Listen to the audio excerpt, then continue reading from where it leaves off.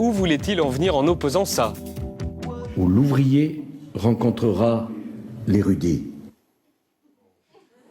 Donc, un ouvrier ne peut pas être érudit, et un érudit ne peut pas être ouvrier. Monsieur Sarkozy, selon le dictionnaire, on peut être ouvrier et érudit. En outre, un homme politique peut ne pas être érudit.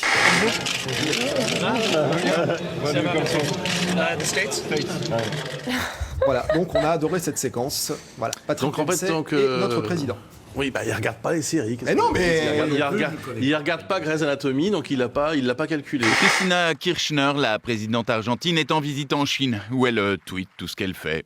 Et dans l'un de ses tweets, elle se moque de la façon dont les Chinois prononcent l'espagnol, en remplaçant des R par des L. Ce qui donne dans le texte, sont-ils venus pour le dit ou pour le pétrole? Son tweet a bien sûr aussitôt fait scandale. Elle s'est aussitôt excusée en disant que c'était de l'humour. La Réunion, c'est, enfin vous le savez parfaitement, c'est le premier département, c'est la première région d'outre-mer. C'est 800 000 habitants.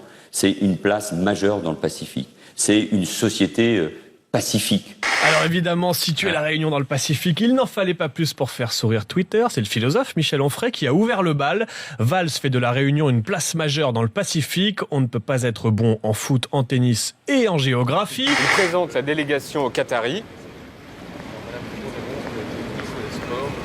Et voici qu'apparaît le président de l'énorme entreprise d'aéronautique française Thales. Il s'appelle comment déjà le président ?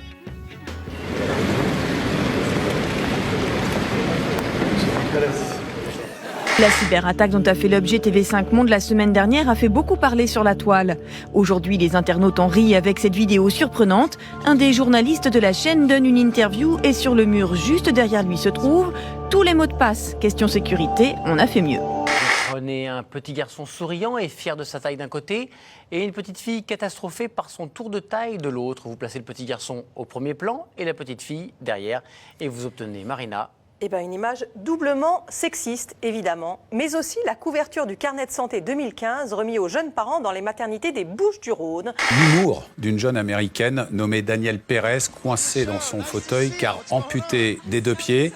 Eh bien, regardez, elle remporte sur le plateau du Juste Prix américain un tapis de course.